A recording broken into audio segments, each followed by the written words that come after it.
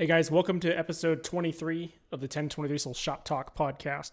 Today I sit down with Rob Simmons in Washington to talk about his experience in the diesel industry, the repair, diagnostics, a little bit of everything from this guy. Seems like he's kind of a jack of all trades when it comes to repair. I think this is going to be a good conversation. This is going to be a video and audio, so if you're on the regular podcast platforms and you want to see the video of it, we just did it over a Zoom call. Feel free to jump on YouTube. All of our podcasts are getting posted there. If you're interested in 7.3 parts or just need some advice on a build or whatever, feel free to reach out.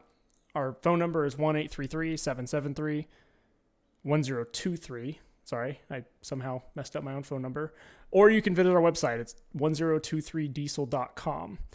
Additionally, if you are interested in joining the podcast and you want to talk about a past build, other diesel stuff, car stuff, racing, you want to talk about your shop, you want to talk about whatever. If you're a manufacturer, feel free to check out. There's a link below in the description where you can set up a form, let us know what it is that you want to talk about. You can jump on here and we can visit together. But here's my conversation with Rob. I think we should be working now. There we go. How's that microphone sound? Because I unplugged my external one. Oh, it's fine. Okay. Yeah, I bought this one off Amazon because, I was like, yeah, I think we're going to be doing this podcast deal, so I'll try it. And it's been glitchy. Like half the time it works, half the time it don't. It worked like an hour ago. Yeah. Of course, when it comes down to crunch time, never. That's how that works every time. Yeah. So, yeah, how's it going, man? Good. I'm going to work on adjusting my audio down just a tiny bit here. Okay. All right. Say something beautiful. Something beautiful. There we go. Cool. I think that's better. Awesome. Didn't want to end this with blown eardrums. So. Right. Yeah, no doubt. I got you. So you work at a shop, right? Yeah. I work for a school district. So right now I'm just by myself, 180 pieces of equipment and me. Oh crap. Yeah, dude. It's been a lot to handle. Yeah, it's a mess. But hey, I've been doing it long enough. I can adapt, and I don't know, it's weird being in the shop I'm in right now because it's gas and diesel and backhoes, excavators, dump trucks, all the way down to mowers and chainsaws, so it's everything in between. It's definitely a shock compared to what I've been doing. Yeah. So we had done a build plan a couple weeks ago, just kind of going over your 7.3. And Yep. When you had filled that out, you had mentioned that you recognize that everyone has a different viewpoint. Everybody comes from somewhere different. And especially in this, in the automotive or equipment or whatever industries, there's so much knowledge to be shared from every aspect, and no one person knows everything. And so that led to a pretty good conversation. I think we ended up talking for like an hour and a half. Yep. And you said you appreciated the podcast. Here in this podcast is nothing other than just the ability to share information. So I'm glad you could jump on here and do this. Yeah, man, I'm it's a privilege to be here, honestly. Like I said, I've listened to all of them. I'm on my second run of going through them. I just finished up the future diesel tuning with you and Vaughn, and I didn't catch the end of it the first time through that I listened to it, and the second time through, the last 1 minute is just, it's priceless, dude. I don't even remember that one, so I have to go back and listen to it myself. Yeah, just take a listen. It's good. It's just like, it's that, you don't like it, don't listen. That's the end. Yeah, this guy's honest. I just, and that's the thing, is there's so much misinformation because of everybody going down these Google rabbit holes and YouTube rabbit holes, and granted, there's mechanically minded people in the world, but there's also a lot of guys that can get themselves in a lot of trouble. Yeah, well, the thing, there's a lot of good information out there for sure. Learning how to parse what's true and what isn't can be difficult, because especially like if you dive into like where a lot of good information is going to be is like the forums from 20 years ago. And the forums are full of nothing but a lot of very hard opinions of recycled information, it just gets repeated over and over and over again, Yeah. to the point where, people that are in forums constantly and that's their whole world, seems like they kind of have a hard time being willing to learn anything else. You get a lot of confirmation bias, Yeah. and so then it just seems like fact because everyone said so. Yep. And on top of that, granted, these are older, 7.3s, which is what I'm into, is like it's older trucks, and so a lot of the people we deal with, they get information from forums, but it's maybe not accurate anymore because that was 15 years ago, and there's a lot of things that have changed in that time. So I think that opportunities like this to sit down with different perspectives and different backgrounds and is pretty cool. Yeah. So I wanted to ask you, so you work at a shop in a school district now. You're saying you pretty much work on everything. You've got from chainsaws to lawnmowers to, I'm guessing, school buses or excavators or no school buses. No school buses. Okay. No, never. Sorry. I did it before. I did it before. I'll never do it again. I worked for International actually on the school bus side, on the IC side, and dude, I run from school buses. Gotcha. Okay, fair enough. That'll stay out of this discussion. It's all good. You can bring it up. I mean, I'll end up probably bringing it up because that's where a lot of the, like I come from the school of the T444E rather than the 7.3. When I learned it, it was the T444E. You'd see 7.3s in trucks and stuff, but it was never. It wasn't something that grabbed me because I was like, oh, these things are slugs, because they, pushing a 45-foot bus with 80 kids on it and it's barely get out of its own way. Yeah, but they sound cool. I mean, 7.3s running around everywhere. Yeah. So what was is that how you got started? Was International, or was that where's your beginnings of? So honestly, my beginnings start with old A-body Mopars, man, gas engines, chasing, gas horsepower as a kid. And my friend's dad drag raced. And so he taught me a lot. And initially the plan was to go into heavy equipment operation. And I got roped in by the mechanic to coming in and helping change oil on the weekends. And this is on, John Deere and Cat equipment. And that I just had, a special skill set that allowed me to get it done quick. And so I started wrenching and fueling and all that in a gravel pit. And so it just started on heavy equipment. And I saw what these things were capable of doing. Like Cat 988s and 992s and, these John Deere 6 and 750s and big D11 bulldozers just pushing earth. And I'm like, well, if they can push that with that small of an engine doing that much work, what are these trucks capable of? What is the diesel engine capable of? And I quickly found out that it cost, pennies on the dollar to build like for like horsepower in a diesel compared to an old school muscle car, and at least it was seat of the pants horsepower. And I slowly learned to, that was torque, not horsepower, that really gave you that feeling. But, as a teenager and an early 20s person, you want to get slammed in the back of your seat when you drive. So torque will do that for you. Well, the nice thing with torque is, and this is why I love diesels, is because you can get all the feelings without getting in trouble for speeding. So yes. Yep. Yeah, absolutely. I don't disagree with that statement.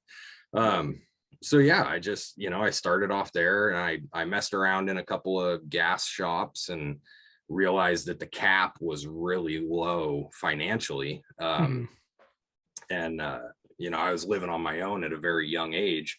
So I just chased that diesel world. It started off as finances and then it became this passion. And then there was the burnout stage and, then rediscovering the passion. A big thing that really got me into it was like you say, the forums. I don't know if you guys had heard of it up there, but it was northwestforddiesels.com. And it was, at the time it was one of the bigger, diesel sites. And there was, small sects around of these little clubs that were part of the forum, and I clicked up with a bunch of the guys, and we'd go do these smoke on the mountain runs, and everybody was trying to make their truck fast or roll coal for the cheapest amount possible. So enter the 10K mods and the 140 volt IC or IDM mods, and you want to make smoke. There's always a joke. Oh, you can't make smoke here. Here's a plastic bag. Put it over your intake. Yeah, you'll smoke. And that's where that started. Yeah. Yep. So seeing essentially looking at an edge tuner when those things the old Nintendo paddles came out. Mm-hmm. And then putting that up next to a 10K mod and a couple of other little things, intake and the wicked wheel. And shoot, before the wicked wheel even came around, I think what we were doing was going to the junkyard and yanking out the compressor wheels out of OBS trucks. Yep. And putting them in the late 99s and all that. And it was like, we just did a Edge Evolution minus doing any programming to the tranny for $10. Yeah. Yep.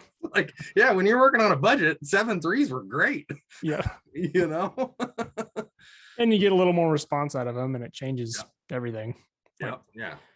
Even before tuning was really a thing. Still, you complain about a 10K mod all you want, but it nowadays, but it definitely helped. Yep. Yeah. And we did, what did they call it? It was a guy, he called it the 19.5K mod, and it was a 10K mod with it was the 10K mod with a potentiometer in that he put in the dash, so you didn't slug out when you came to a stop at a stoplight or whatever. But but yeah, that was definitely when the passion was in it, man, because it was like these things are just crazy. You realize how detuned they were from the factory to make Karen the grocery getter be able to drive her husband's truck every once in a while. Mm-hmm. Not saying nothing bad in that manner, but yeah, I don't know, I prefer an aggressive feel. Yeah, and that's one of the things too that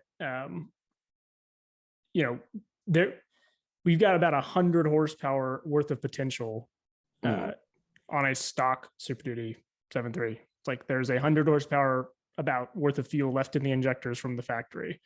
So we're running at 2/3 the capacity of what it was capable of power wise. Like that's a lot of headroom built into that.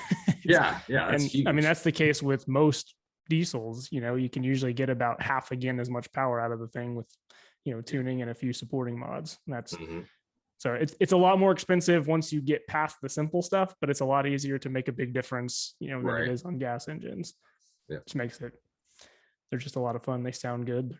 And the fact that you can have a fun, enjoyable to drive 500-600 horsepower truck and then hook up to a trailer and tow still is it's pretty amazing. Doing that with a gas engine would not be fun. No, not at all. No, you're gonna have a lot of trouble pulling that one off.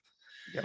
So and we saw that in the big engine side too, like just as an example, and I had mentioned this to you when I was talking about the C7 Huey pump, the Cat C15 engine. I mean, those things were like, I don't know, 380, 400 horsepower. Don't quote me on it. But I mean, we could literally just take them to the dealership and have them, hook up with Cat ET and push the 500 horsepower button or the 550 horsepower button and drive right out of the shop. And there you go. You know, so were those were HEUI also? Yeah. And that's where I learned about HEUI. I was running a shop for an auto hauling outfit. And that's where I broke my teeth in on the HEUI system. And you can visualize a lot of it because like the IPR dumps right off into the bypass dumps right off back into the rocker box. So you can see it and you can visually, correlate the numbers with whatever you see for flow coming out of the bypass and all this stuff. The injectors are different because they use the high pressure oil plus an electrical signal plus a mechanical plunger to actuate the injector. So they're a little bit different system, but I mean, Huey's Huey. You still got the high pressure pump and I didn't, I just got essentially the crash course on how that whole system operates, not really what numbers to be looking for, Yeah. and I was being coached through a lot of the diagnostic on it. But And yes, what era was that? Like, I mean, when was this HUI? Like, I'm assuming Cat started that. What yeah, was that, like Cat in the did. 80s? No, Cat did start it. But I mean, this was 04 to 06 was when I started running into seeing the C15s and all that with the Huey systems. I don't remember when they started the Huey. I think back in the early 90s and the mid 90s, I think the 3406 had it too. But yeah, it's, I mean, it's tried and true. They ran it forever. Yeah.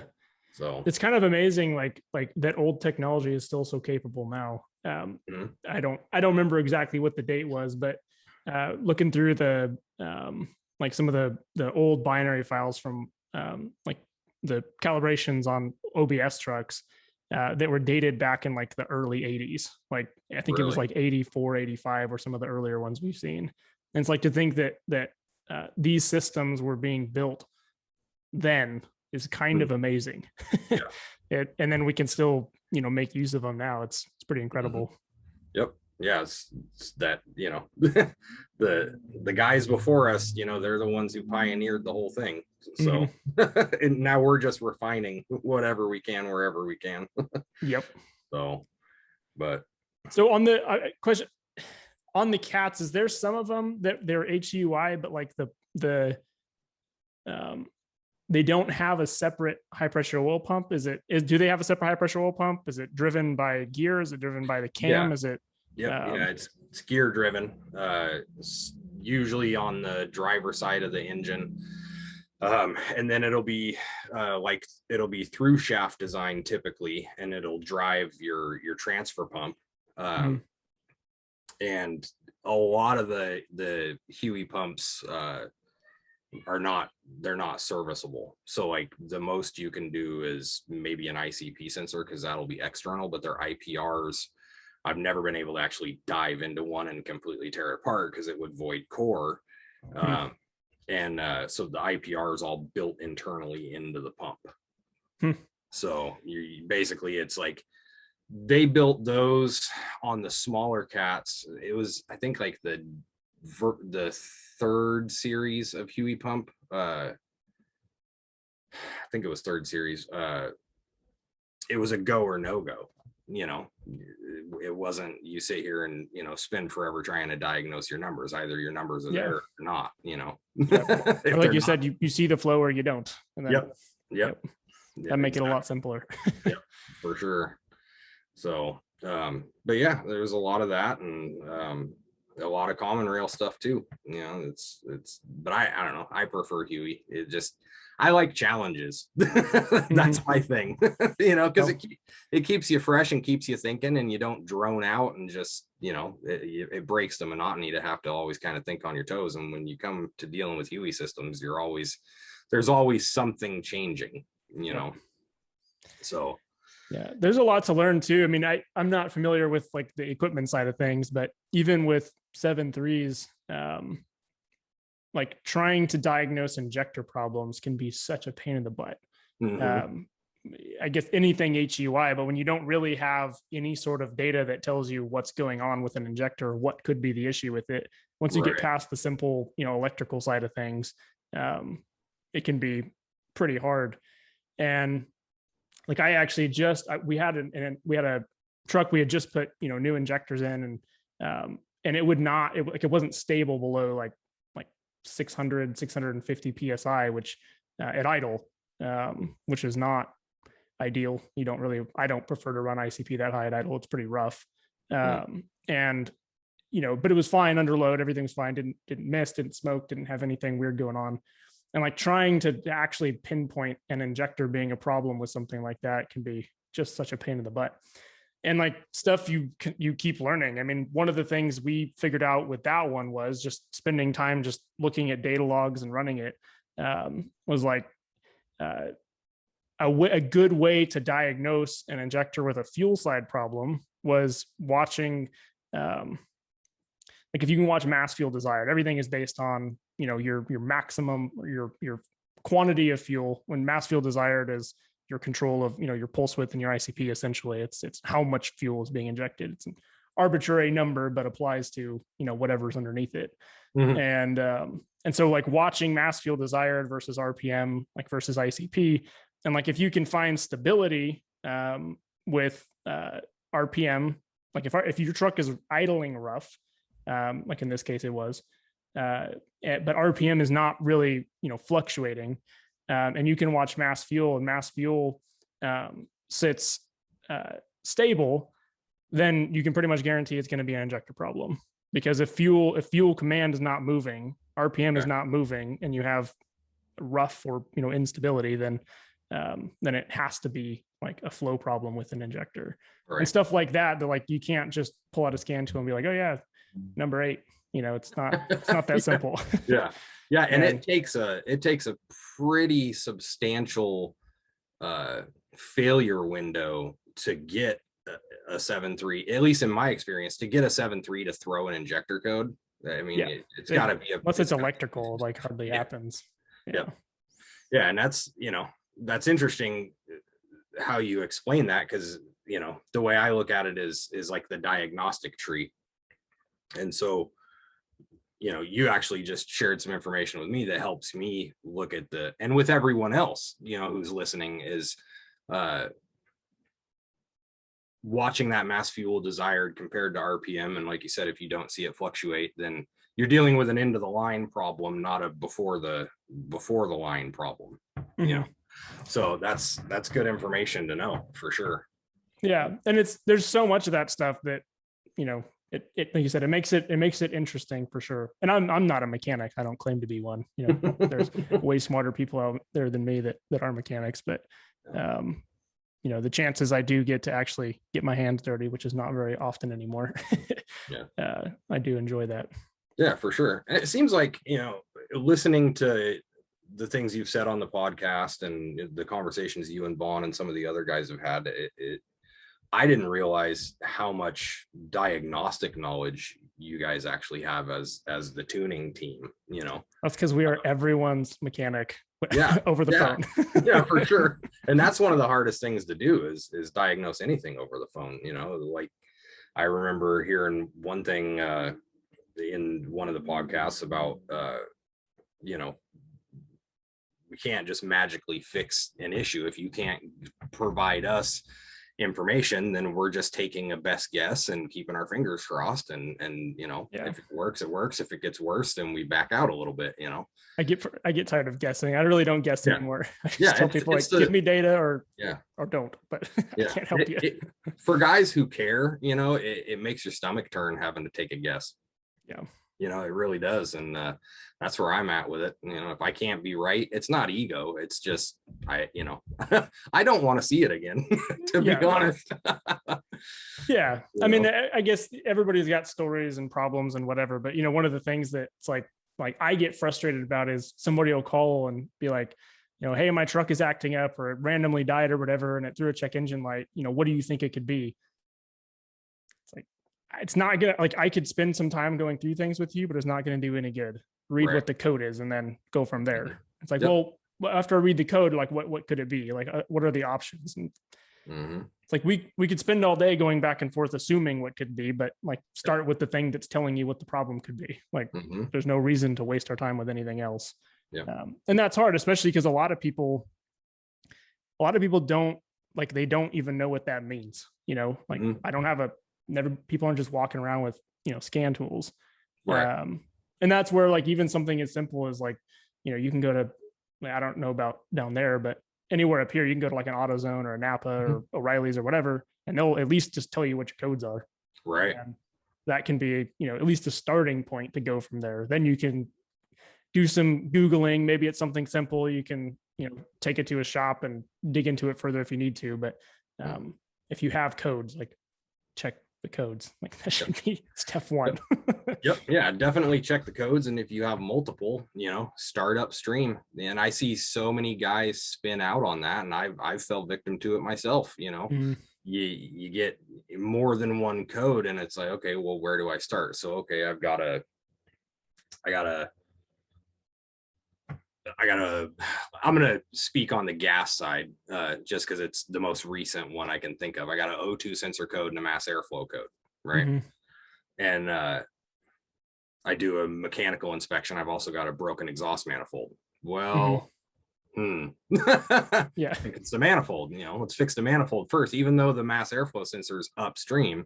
Yep. It's if I got a broken exhaust manifold, I'm going to throw everything out of whack. My fuel trims are going to go nuts because I've got an exhaust leak, and my O2 sensor is not going to read right because I'm running lean as all can be. Yep. So, and the same thing happens in the diesel world. One of the things that's funny with like Cummins trucks is a lot of times you'll hook up to a truck and they've got like the ISB engine, which is the 6.7. It'll have like knock sensor codes and they're just erroneous. They don't mean nothing, but it'll spin people out. You're trying to fix a knock sensor on a You're gonna be searching for a while for that one. Yeah. So it's kind of a goofy deal. But yeah, if I could give anybody any advice, it's just, get your code, research your code, and start upstream. Always start upstream, because then you can work through process of elimination without going into a tailspin. Yep. You got a glow plug number 8 and you replaced your high pressure pump. It's like, no, dude. That's not it. Nope. Yeah, that's a good point, because that's something we deal with a lot too. See, is like you start digging into diagnosing what somebody's problem could be. Like if they come to us and they're like they get whatever the setup may be on their truck, they've got high AGTs or something. It's like, well, start checking for boost leaks, start checking for exhaust leaks, like do the things that make sense. But like maybe the high pressure oil pump is the problem. If the high pressure oil pump isn't maintaining ICP, you're not going to have good injection pressure. And then you're not good atomization, and then your pulse width is going to be longer to compensate, and then you're going to have higher EGTs. Like there's a lot of things that, even if they aren't the problem, like maybe you have a boost leak and you have, high exhaust temps, but if your high pressure oil pump isn't keeping up, then replace it anyway. It may not fix the problem, but it is a problem and it should be fixed. Like there's a lot of stuff like that out there that, and that's where it's like, people, I think you want to search for information. Like you want a mechanic or somebody who does know, like you or whatever, that that could figure out what a problem is. If you have the truck in front of you, or the car or whatever, people want to get an answer, but like there's a lot of steps you have to go through to come to what that answer could be. And there isn't like you may not know when somebody says my car or truck is doing this, what it is, but you know how to like ask the right questions and look at the right things to figure out what it is. And like, that's something very few people I think can do and be good at. Like diagnostics it takes a big brain. Yeah, it's a challenge, and it's very hard to relay to people and try to help them understand. And I do the best I can at any given time, because I love, like, if I had to say, what passion I had, it would be for teaching. I'm my happiest when I have an apprentice in the shop, because then I can not only teach him, but fill in the gaps and the things that I, because there's so much information that goes through a person's head all day long, and you skip over this step, and then I'm sitting there explaining it to somebody, and I was like, oh yeah, that part I remember, but then you try to relay that to a customer, especially, it becomes very difficult, especially if they're forum hunters or Google hunters or YouTube hunters, because, they say, let's just say as an example, I've got a newer, car, and I bled the brakes out and they're still spongy. Well, did you really do the research and realize that you have to hook up your scanner and do a bleed through your scanner as well as a manual bleed, stuff like that. Things that people, they get 10 guys that say bleed it this way on the internet, and so they're stuck that way. And then, we, as the people they came to for the answer, tell them the answer, and they want to argue the answer, and that's where it becomes you have this communication breakdown, and that's the challenge. Yeah. And it's hard on this side to not just be like, all right, well, fine, and Yep. I'm done. You know, Yeah, it's like I want to help you, but like you kind of start to feel like a dick, because at least I do sometimes, like just getting short with people. I'm like, it's not that I don't care about your problem, it's just that it wouldn't be worth my time to try to help you with it either. Yeah. Yeah. If you can't come to it with an open mind, then I can't approach you with an open mind. Yeah. Yeah. It is what it is. But we all do the best we can. And obviously you care about what you do. I care about what I do. I think anybody who's in a mechanical profession, these things, it's a constant problem. You're constantly diagnosing issues, and you're constantly trying to fix something. And I think that in our base nature, regardless of what our egos say or any of that, is we do it because we want to help people. Most guys get into this because they want to help themselves and help other people to keep their stuff running and keep them on the road and keep them working. And so we do the best we can. Yep. So with your 7.3, you kind of had touched on looking to go a different route for fuel and oil, and I had pretty much said I don't want any part of that, but and I appreciate that. So a long time ago, I cared about digging into ways to make things work, and at this point it's cool to entertain the idea, but I don't have time to deal with those things either. But I am curious what your thoughts were, because you had brought up something that you were looking at an option for fuel and oil. Yeah. So the biggest thing I was trying to figure out was, what adrenaline pumps run for a flow rating. And I don't have the numbers in front of me. I could pull up the email and spout all the numbers back off, but the C7 ACERT pumps, you'd have to make an adapter plate to make them fit, but they run essentially the pressure. They could run the pressure, I think, of the dual adrenaline HPOP setup.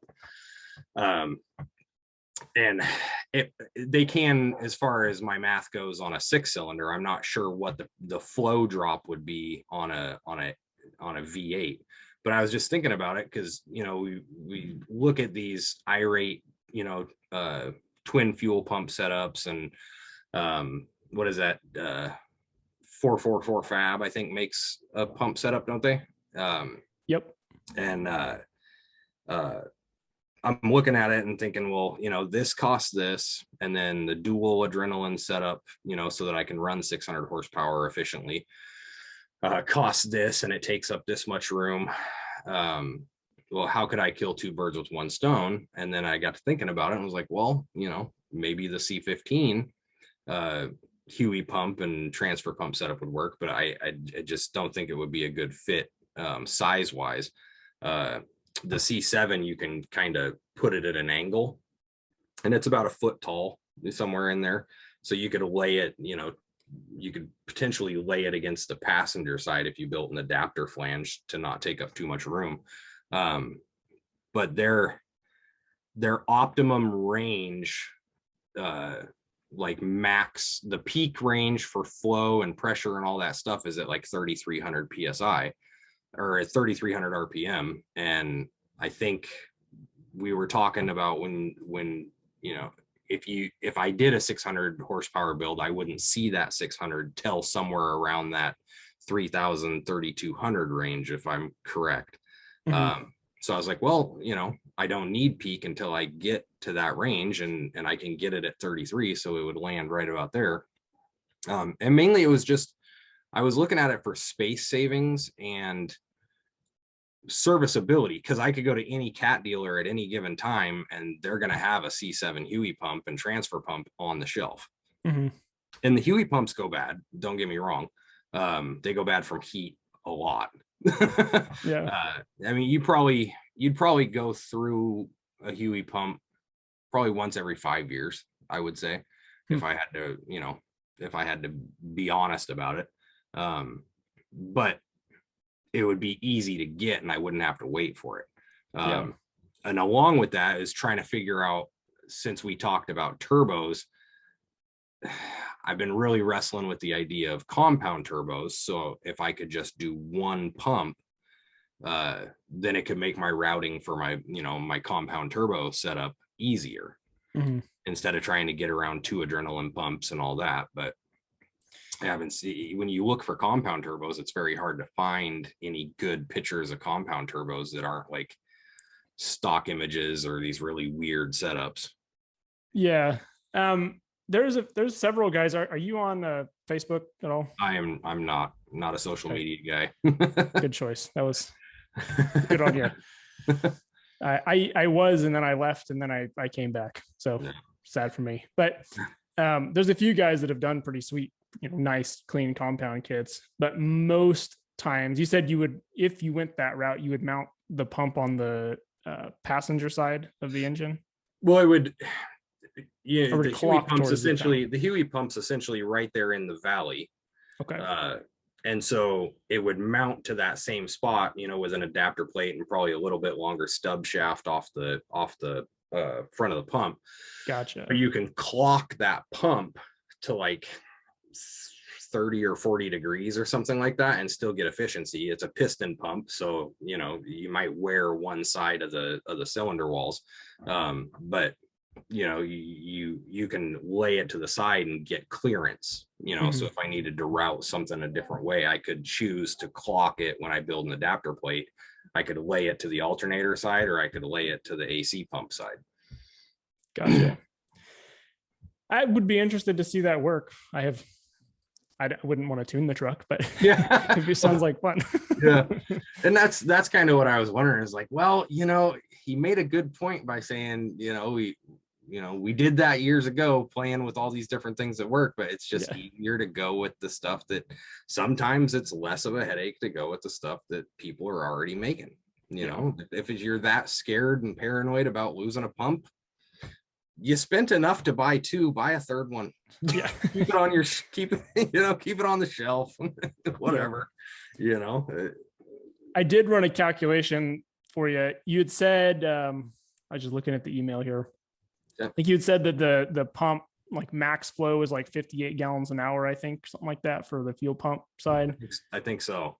You would end up at 600 horsepower. You'd end up wanting like a 300-ish cc injector, and at max capacity, that injector would need about 66 gallons per hour. Interesting. So that probably wouldn't even keep up anyway. Well, there you go. Unless they have different options or something, but yeah. No. What you runs, or what you got's what you got. They don't really modify those things. Yeah. But no, I appreciate that, because that, and that's, but you don't know unless you try and you do the digging and you do the research, and well, it's a cool idea. Yeah. It just, I don't know.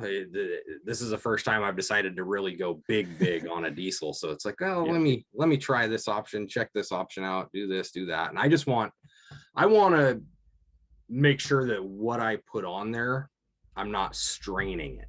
Because, I look at it as, okay, well, the factory detuned these things for a reason. And everybody preaches that you want a 7.3 that's going to go 1,000,000 miles, leave it alone. Right? Because we stay in this safe zone of not straining it, not overworking it, not building a bunch of excess heat, or making everything work to 100% efficiency. And you spoke about this in injector tuning. Well, why do I want to tune the peak into the injector? That's going to be hard to tune. I want to tune it somewhere in the middle of what it's capable of doing. So if I'm going to build something that's 600 horsepower, I'm going to buy an 800 horsepower transmission. I'm going to buy, things that are overkill, so that it doesn't have to work as hard. At least that's the way my brain works. I'd rather overbuild it than underbuild it, or build it to where it's running at 100% capacity all the time, because that's just going to wear stuff out prematurely in my eyes. Yeah. And I think for some things that could be true, especially like when it comes to a transmission, the parts that it would take to be reliable at that level, like, you could get away with, and a lot of people do get away with, a not running a billet intermediate shaft and a billet forward drum. You can use a full spline forward drum or something like that. And like that might work, but like in the case of a lot of builders, they'll say, I'll warranty a transmission to 600 horsepower without a billet forward drum and without a billet, intermediate shaft. But you can't lock the converter in second gear or something like that, where you like, that's miserable. I wouldn't want a 600 horsepower truck I couldn't lock in second. Right. It'd be totally pointless. So, there is something to that. And same thing, with injectors. Maybe I'm just repeating whatever you had referenced earlier, but in general, we want to run less pulse. Like the engine is going to be more efficient running relatively less pulse than at max of what you should be running to stay inside the bowls anyway, especially at high RPM. And so, having a bigger nozzle helps with that. That's the whole point of a bigger nozzle, is to get more fuel out faster, or in the same amount of time at least. And so, there are things to that. Some of the stuff, it doesn't do any good to stick like a Gen 3 high pressure oil pump, which, you talk about going crazy, sticking a log splitter pump on a 7.3 to make ICP. It's like, that was a stupid idea, but it works. So, like there's things you can do, but I would never recommend that unless you have to do it, because it's going to degrade drivability so bad. It's going to make the truck be horrible to drive. And sort of can be the case with transmissions too, because, if you go too far with the build, you stack clutches too tight or too many of them, or you get too aggressive with the valve body or whatever, like, it's fun to make 600 horsepower, but like, how often are you really doing that? When you're just trying to drive around or pull a trailer, like you don't want to have to like, hold your coffee very carefully so you don't like dump it out of your cup holder every time it shifts. Like, right. There's pieces to all of it that kind of have to work together for sure. Yep. Yeah. And that,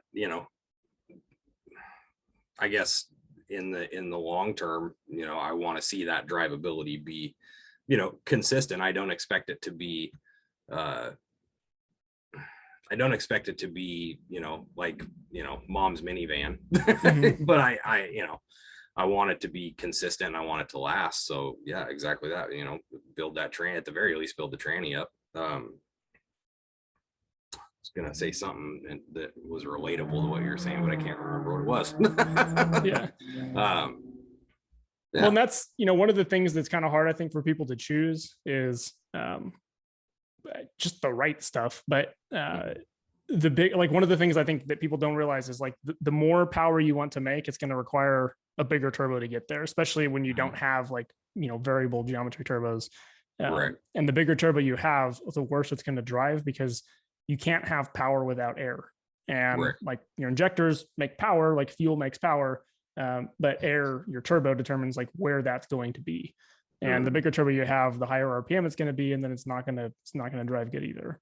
And so, like, we had mentioned that as like it's probably not going to drive very good unless you learn to drive the truck again, because it's going to be completely different. Right. And somebody coming at it from your perspective, like you're like, yeah, I get that. I totally expect that, and I'm fine with it. But a lot of people, I think, don't. Like, you expect that I'm going to spend $20,000 building this truck, and then I'm going to love it when it's done. And it's like, there's no amount of money that you can spend that's going to, make it perfectly reliable at triple the horsepower made stock. And it's not going to drive like stock anymore. No. And doing something like you mentioned, like if you do compounds and you can run, something smaller in the valley, so you have that response and then still be able to make the power on the top end, then that's one way to do it. But that is just so stinking much work. Right. Yeah. And my idea for compounds was, essentially to relocate the passenger side battery to the driver side and shove the turbo over there where the battery was, and just run the air filter straight off the turbo. I did that on we did a set of compounds on I did a set of compounds on a 2014 Duramax, and that's how their setup was just battery relocation, and they slapped the turbo over there and plumb a drain from the turbo down to the oil pan, no problem, and and filter straight off the turbo, and it seemed to do all right. But I don't know, thinking about it over time, since our conversation on the build call, I feel like, compounds would just be the less strenuous way to go. I'm willing to do the work to make it not necessarily more reliable, but just to not have to work as hard, Well, it gives you such a wide range to work in. Like, if you can put in the work to do it right the first time, I mean, I think that's probably pretty unbeatable. Yeah. And, I guess I have a luxury that not a lot of other people have. My truck runs great. I have no issues with it. I've done enough to keep it stout and strong, minus getting tunes from you guys. But I got another 7.3 sitting in the backyard. Just, I can build it at my pace and build it the way I want to build it. And there's no stress and pressure to say, okay, well, this has to be done this weekend. So that puts me in a good position to make sure that it gets done right the first time. And I got too much OCD to not have it done right the first time. I'll flip out because, if I got a 600 horsepower transmission and I get on the dyno and I see 620 horsepower, I'm going to freak out. I'm like, oh man, my transmission's going to explode. Like, I don't want to drive it. It's just a warranty number. It doesn't mean much. Right. Yeah.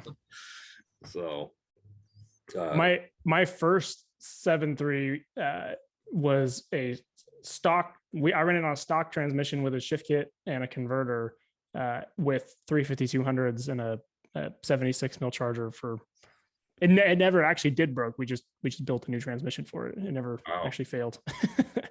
So they can work. I'm not saying that's a good idea. Don't do that, but they can be pretty amazing sometimes. Yeah. No, I'm anxious to see how it starts going. I think it's going to be a lot of planning for the next couple months. And I think, come winter time, when stuff slows down a bit, I think that's when I'm going to start biting the bullet, get the engine tore down and get it over to the machine shop, figure out what they're going to have to bore it over to, because I got rusty cylinder walls. Yeah. From there, make my call and see what the heck I'm going to do. Yep. So I got a question for you. Are you familiar with DT 466s? Yep. Are you familiar with getting like performance on them, like getting more power out of them? Not horribly, to be honest. It's been more of a service side thing. Yeah. Than.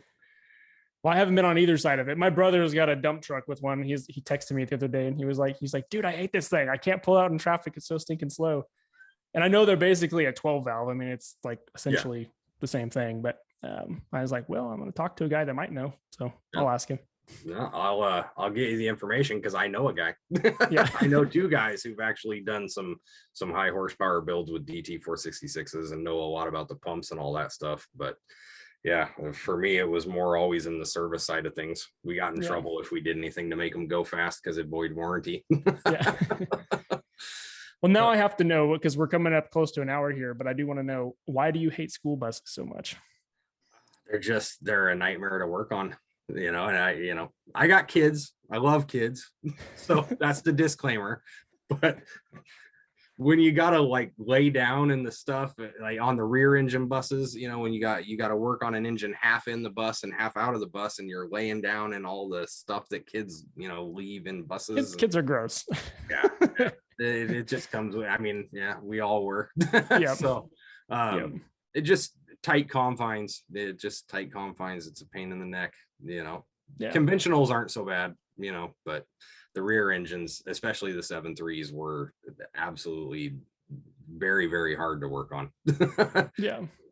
So, but I guess everything's nuts and bolts. It's just figuring out how to get into it and actually get access to stuff. Yep. So, and we had a lot of trouble just, international in general was a big fight in that era, because we weren't getting a lot of help from, tech services and stuff like that. And we were going through a lot of the emissions stuff was a big challenge back then. So you fought it a lot, with the Max Force DT, which was the electronic version of the DT 466, and you constantly chasing injector problems. Yeah. And they had a Huey injection system, very similar to the, the 6.0. But I don't know. They just, I'd work on them again, I guess, if I have to, but I just try not to. It'll make you old real quick. Yeah.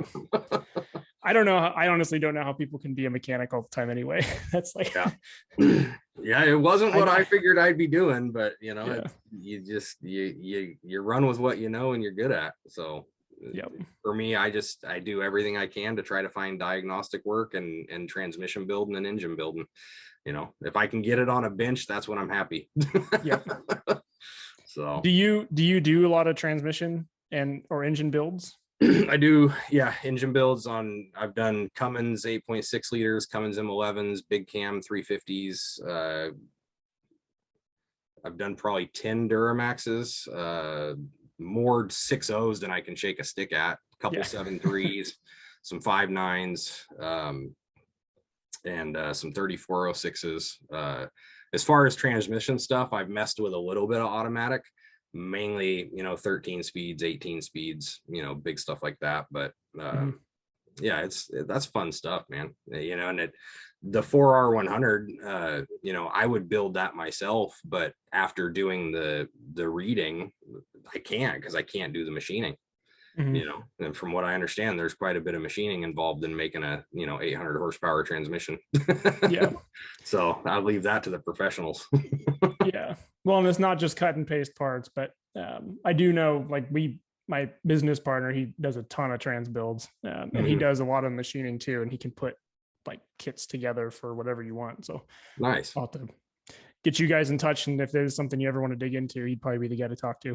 Yeah, for sure. I think, transmissions scare people, but, if you can get a basic understanding of how hydraulics work, and if you can find a donor dirt bike transmission, it'll give you a basic understanding of how a wet clutch works with with all the, planet shafts or planet gears and, intermediate shafts and, all this different stuff. It's just, it all relates. It's just doing the research and finding the right avenues that will show you how it relates. But automatic transmissions they're not that big of a deal. The way I look at it is everything's nuts and bolts. If it comes apart, it goes together if you paid attention. And just use your common sense and make sure you have the right tools, especially on a transmission build. It's not like an 18 speed, transmission. I can take an 18 speed transmission apart with a torch, a hammer, a couple sockets, and a piece of rope, like, and that's back together with the same things, only also with a freezer. Yeah. They're surprisingly basic. They're just heavy. But automatic transmissions, you just gotta have the right tools, or you'll sit there and fumble for days on end. Yep. Yep. So. Yeah, the first, I guess, was the second trans that I was part of building. My business partner, he was showing me the ropes, and by showing me the ropes, I mean he stuck everything on a bench and said, "Take it apart and put it back together." Like, I don't know, I don't even know what this stuff is. But it isn't that hard. It really isn't. I mean, getting good at building something that'll hold a lot of power, that takes a lot of time and knowledge, but they're pretty simple in the long run. Yep, absolutely. And the word I'll give anybody who messes with a transmission is, I learned this one the hard way. Send your valve body out to get tested before you put everything together. Because that's the one thing you can't do. Let someone else do that. Unless you got a test bench to test valve bodies. But yeah, no, it's crazy stuff, man. So what is your ideal workflow? What is your favorite project to work on?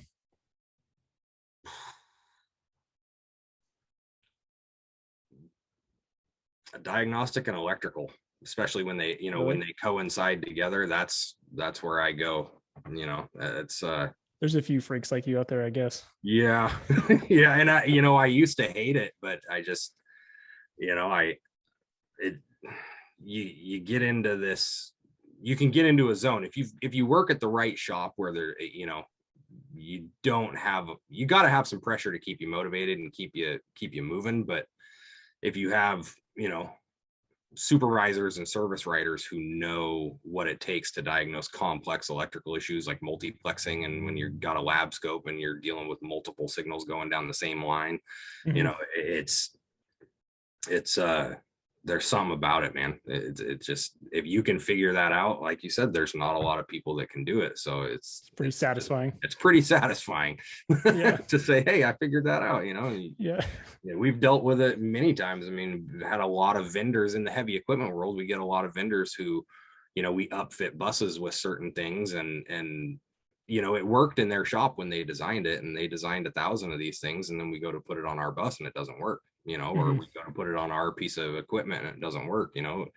And so we have to reinvent the wheel to try to figure out how to make their system work with our system. And it's, you know, you're redesigning overlay harnesses and, you know, different fuse blocks. And, you know, there's, I haven't had to do it, but I have a friend who actually taught me electrical theory. But he's had to, you know, put in, you know, wire up PCB boards and, you know, build whole systems to make something that was supposed to work, you know. So you run into all kinds of weird stuff on heavy equipment and big truck. It's not cut and dry like it is with us in the small truck world these days. Yeah. So yeah, that is a totally different thing. I am not good on that side of things. That is right up Vaughn's alley. But see, and that surprises me, because, you know, being a tuner, and the way that I hear you talk about stuff, it would seem that you have a very in-depth knowledge about it, you know. There's always more to learn.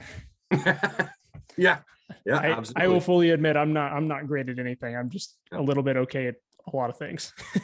And honestly, that's the attitude I run with as well. It's, you know, stay humble so you can always learn something, you know, because if you don't learn something new every day, I feel like you're kind of wasting your day, you know. And ego will get you in trouble in a hurry.